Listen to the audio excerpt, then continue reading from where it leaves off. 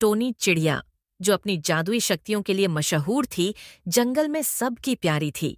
उसकी साहसिकता, दयालुता और मित्रता ने उसे सभी जानवरों का प्रिय बना दिया था। लेकिन अब उसकी जिंदगी में एक नया अध्याय शुरू होने वाला था, शादी का। एक दिन टोनी की सबसे अच्छी दोस्त मीनू चिड़िया ने उसे एक विशेष बात बताई। टोनी, तुम्हें पता है, जंगल में एक सुंदर चिढ़ा आया है। उसका नाम है बंटू। वह तुम्हारे जादू के बारे में जानता है और तुम्हें देखने के लिए बेताब है। टोनी ने कहा, बंटू, मैंने उसके बारे में सुना है। वह बहुत अच्छा गाता है और उसके पंख भी खूबसूरत हैं। मीनू चिड़िया ने उत्सुकता से कहा, तो तुम उससे मिलना और तुम्हें वह पसंद आए तो शादी के बारे में सोचना। टोनी थोड़ी संकोच में थी, लेकिन मीनू चिड़िया की बातें सुनकर वह सोचने लगी। उसने तय किया कि उसे बंटू से मिलना चाहिए। अगले दिन टोनी और मीनू चिड़िया बंटू को खोजने निकल पड़ी। वे जंगल के एक खूबसूरत कोने में पहुंची जहां बंटू गा रहा था। उसकी आवाज इतनी मधुर थी कि टोनी मंत्रमुग्ध हो गई। नमस्ते बंटू जी, टोनी ने मुस्कुराते हुए कहा। तुम्हारी आवाज बहुत सुरीली है। बंटू ने टोनी की ओर देखा और कहा, नमस्ते टोनी जी, मैंने तुम्हारे जादू के बारे में बहुत सुना है। क्या तुम मुझे अपनी शक्तियों के बारे में बताओगी? टोनी ने बंटू को अपने जादू की कुछ कहानियां सुनाई। वह उसे अपने साहसिक कारनामों के बारे में बताने लगी। राकेश ने उसकी बातें ध्यान से सुनी और उनके बीच एक गहरा रिश्ता बनने लगा। कुछ समय बाद टोनी ने बंटू से कहा, तुम मुझे बहुत पसंद हो, क्या तुम मुझसे शादी करोगे? बंटू ने हंसते हुए कहा, जी हाँ, आप भी मुझे बहुत पसंद हो और दिल की भी बहुत अच्छी हो। जंगल के सारे पंछी तुम्हारी इज्जत करते हैं। मैं शादी के लिए तैयार हूँ। टोनी ने अपने दोस्तों को शादी की खबर दी और सभी ने मिलकर तैयारियां शुरू कर दी। तोते ने सजावट का काम किया, गोरी ने पानी लाने का काम किया और मीनू चिड़िया ने मिठाइयां बनाई। जंगल का हर पंछी उत्साह में था। एक दिन टोनी ने सभी पंछी को इकट्ठा किया और कहा, हमारी शादी एक जश्न होगी जिसमें हर कोई शामिल होगा।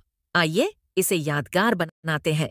शादी का दिन आया और जंगल रंग बिरंगी रोशनी से जगमगा उठा। सभी पंछी अपने अपने तरीकों से तैयार हुए थे। टोनी चिड़िया इतनी खूबसूरत दिख रही थी कि सभी पंछी की नजर उससे हट ही नहीं रही थी, जबकि बंटू ने एक सुंदर गहना पहना था, जिसे वह भी बहुत खूबसूरत दिख रहा था। शादी की रस्में शुरू हुईं। टोनी और बंटू ने एक दूसरे को बधाई दी।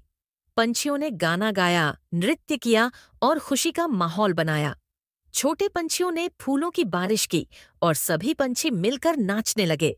जब टोनी और बंटू ने एक दूसरे के साथ जीवन बिताने की शपथ ली, तो सभी पंछी ने तालियां बजाईं। यह एक अद्भुत पल था और टोनी की आंखों में खुशी के आंसू थे। शादी के बाद टोनी और बंटू ने एक साथ रहने का निर्णय लिया।